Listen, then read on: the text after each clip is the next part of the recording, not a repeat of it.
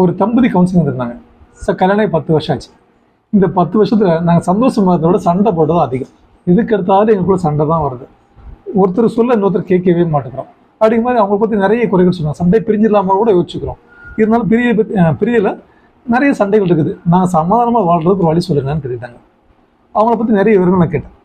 என்னைக்காவது சண்டை போட்டு ஒருத்தர் பிரிஞ்சு வெளியே உட்காந்துருக்கிறீங்களா, இல்லை அப்படின்னாக்க பிரிஞ்சு டிவோர்ஸ்க்கு தான் அப்ளை பண்ணிக்கிறீங்களா, இல்லை பஞ்சாயத்துக்கு வச்சுக்கிறீங்களா?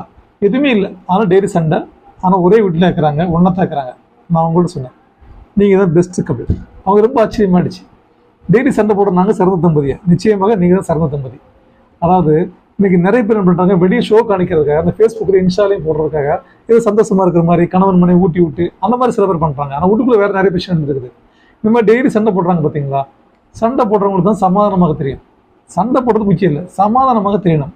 மறுநாள் அந்த சண்டை சமாதானமாக தவிர டெய்லி ராத்திரி அவங்க சமாதானமாக தூங்கவே இல்லை. 10 வருஷமாக சண்டை தான். ஆனாலும் ஒருத்தர் விட்டு பிரியணும்னோ இல்லை ஒருத்தர் பஞ்சாயத்து பண்ணியோ அந்த மாதிரி அவங்க பண்ணிக்கிறவே இல்லை. இந்த மாதிரி கப்பல்கள் தான். அதாவது ஒருத்தருக்கு ஒருத்தர் புரிஞ்சுக்கிட்டு அவர் அப்படித்தான் மாற மாட்டார், இவர் இப்படித்தான் திருத்த முடியாது அப்படின்னு ஒருத்தருக்கு ஒருத்தர் புரிஞ்சுக்கிட்டு சண்டை போட்டாலும் பரவாயில்லன்னு தேடி கண்டினியூ பண்ணுறாங்க பார்த்தீங்களா? இவங்களும் சிறந்த தம்பதி தான்.